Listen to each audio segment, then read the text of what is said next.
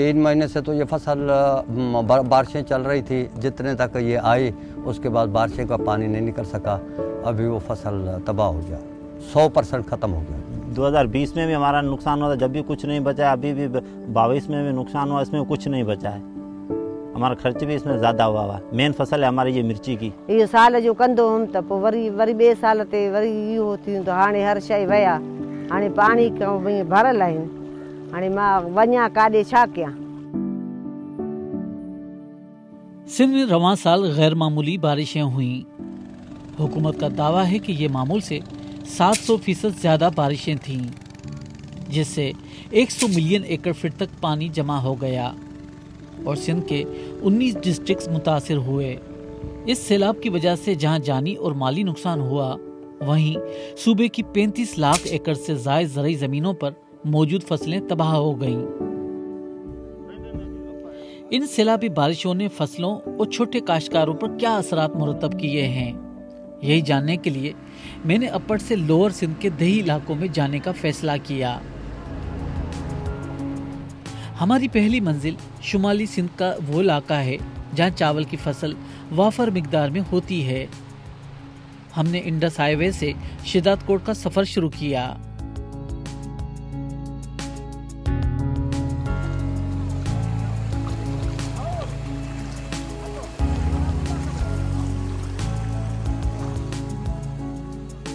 शिदातकोट एक तरफ बारिशों से मुतासिर हुआ तो दूसरी तरफ बलूचिस्तान से आने वाले सैलाबी पानी ने सूरत-ए-हाल मजीद बिगाड़ दी। शिदातकोट के इस इलाके में आमतौर पर जो चावल की काश्त होती है, मगर इस साल जो काश्त थी वो हालिया बारिशों की वजह से ज़ेर-ए-आब आ गई। यहाँ सबसे पहले मेरी मुलाकात ज़रबख्त से हुई। ज़रबख्त बेवा हैं और उनकी 5 एकड़ ज़मीन है। इन दिनों उनकी ज़मीन झील का मंजर पेश कर रही है। उनकी कमाई और रोजगार चावल की फसल से वाबस्ता है, जो साल में एक बार होती है। चांवर जो फसल थींदो हाणे वो कियो सा त चांवर थे पंहिंजे मुद ते, वरी ॿिए साल ते वरी उही टाइम ते, पोइ इन ते कंदो इन ते सफ़र गुज़र मुंहिंजो थींदो। मुंहिंजो बड़ी बीमारी खाधो पीधो इन ते थींदो। हाणे इहो बि वियो, इहो जेको भाण खयमि इन ॿनी जे लाइ छा अन्न वतमि व्याजनि ते, ॿिज पोखियमि व्याजनि ते, इहो पोखे थो, इहो बि व्याज वारा छॾींदा मूंखे, मां हाणे रन ज़ाल काॾे वञा, छा कयां। सिंध में 25 लाख एकड़ पर चावल की काश्त की गई थी। अगस्त में जब बारिशें हुई तो यहाँ बीज लगा हुआ था, जिस पर फी एकड़ 60,000 रुपए खर्चा आया।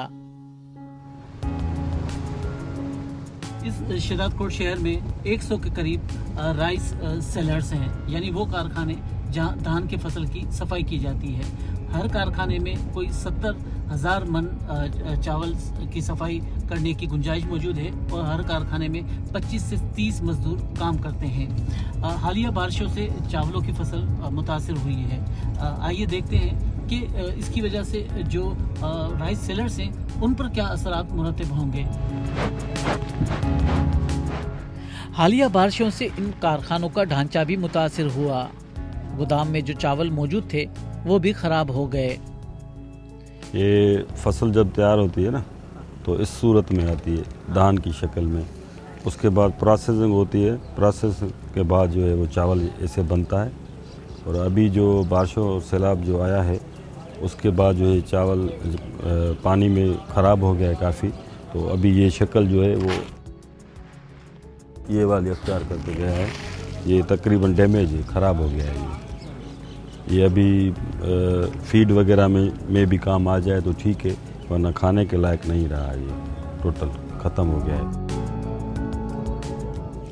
अनिल कुमार चावल के सफाई के 2 कारखानों के मालिक हैं और एक राइस एक्सपोर्टर। पाकिस्तान से हाई क्वालिटी का चावल एक्सपोर्ट किया जाता है, जो रेवेन्यू का बड़ा जरिया है। अगर ये सेलर्स ना चले तो कई हजार मजदूरों के चूल्हे नहीं जल सकेंगे, जिनका रोजगार इनसे वाबस्ता है। ये सर तकरीबन नवंबर से स्टार्ट होना शुरू हो जाती है आहिस्ता आहिस्ता। और जो इसकी पीक सीज़न है वो तकरीबन दिसंबर और जनवरी, ये दोनों जो 2 मंथ हैं ये इसकी पीक सीज़न है कि कारखाने इस मरतबा नहीं चल पाएंगे। अगर चलेंगे भी तो तकरीबन 5% तक में भी चले कारखाने, वरना तकरीबन सारे बंद पड़े हैं।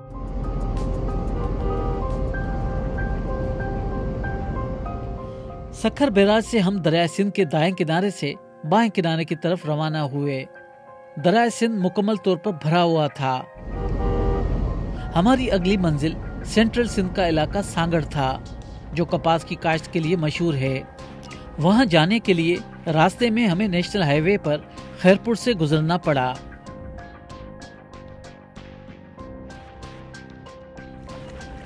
सखर से हम खैरपुर पहुंचे हैं। खैरपुर कौमी शाहरा के साथ जो एक डिस्ट्रिक्ट है, और यहाँ पर बड़े पैमाने पर खजूर होती है जो पूरे पाकिस्तान को फराहम की जाती है। हालिया बारिशों का जब आगाज़ हुआ तो इस पर जो फ्रूट लगा हुआ था, तो बारिशों की वजह से ये जो फ्रूट है या खजूर है वो मुतासिर हुई। तो यहाँ के जो किसान थे उन्होंने उसको उबाल कर छुहारे की शक्ल दे दी।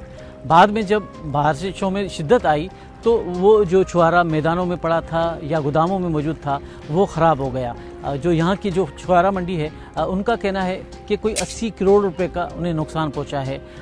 पाकिस्तान से जो छुहारा और खजूर है बड़े पैमाने पर बाहर भी एक्सपोर्ट की जाती है, और इस कारोबार और इसकी ज़राअत से हज़ारों की तादाद में लोग वाबस्ता हैं, और न सिर्फ खैरपुर बल्कि दूसरे इलाकों से लोग भी यहाँ पर रोज़गार के लिए आते हैं। तो इस साल इस सीज़न में उनकी आमदनी नहीं हो सकी है। यहाँ से हम कौमी शाहरा से जो सफ़र करते हुए सांगड़ की तरफ जाएंगे और देखेंगे कि वहाँ पे क्या सूरत हाल है। अब यहाँ से हमने सांगड़ की कॉटन फील्ड्स का रुख किया।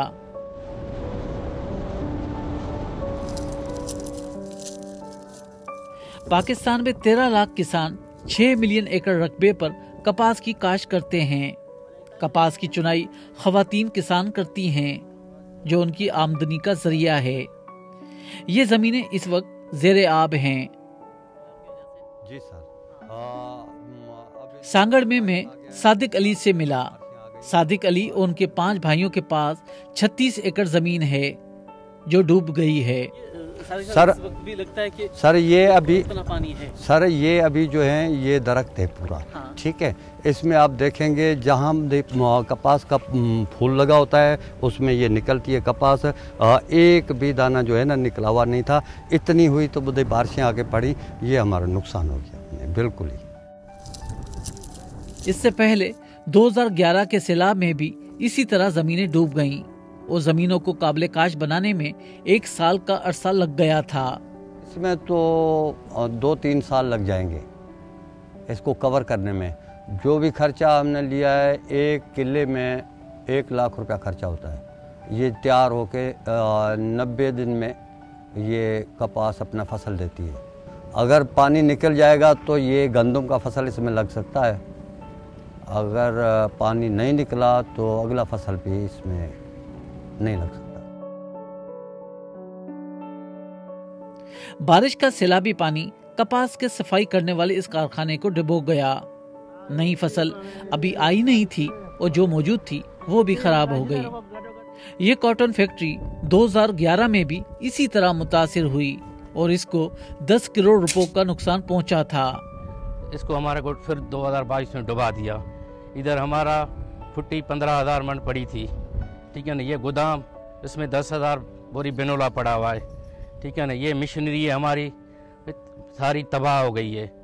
ठीक है ना, तकरीबन ये हमारा नुकसान 15 करोड़ रुपए का है। ठीक है ना, अभी हमारी लेबर हर चीज़ सब बेरोजगार हो गई है। पाकिस्तान दुनिया में कपास की पैदावार के लिहाज से 5वां बड़ा मुल्क है। महकमा ज़राअत के मुताबिक कपास की फसल 100% खराब हो चुकी है और जो कपास बच गई है उसकी क्वालिटी गैर मयारी है। सांगड़ से सैलाबी पानी का रुख मीरपुर खास और उमरकोट की तरफ था और हमारी अगली मंजिल भी उमरकोट थी।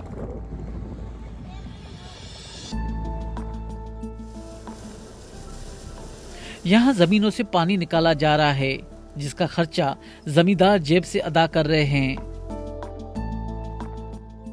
2011, 2020 और अब हालिया बारिशों ने यहां मिर्च की फसल को मुतासिर किया।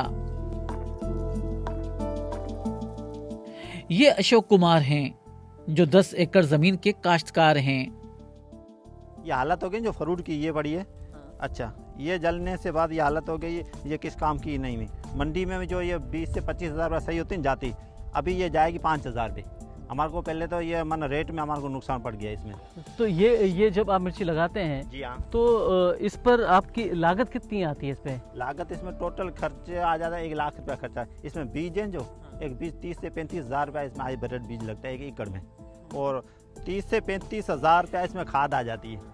30 से 35 हज़ार रुपया इसमें खेड़ी ट्रैक्टर जो चलता है, जो रूटर वेल मन गोबर जो भी चलता है, तेल महंगा होने के वजह से 1 लाख रुपया 1 लाख 5 हज़ार रुपया खर्च आ जाता अभी तक ये। हाँ, और अभी तो हमारा ये है क्या एकड़ ये बनाया गया 10 से 15 हज़ार रुपया इस फ्रूट में। तो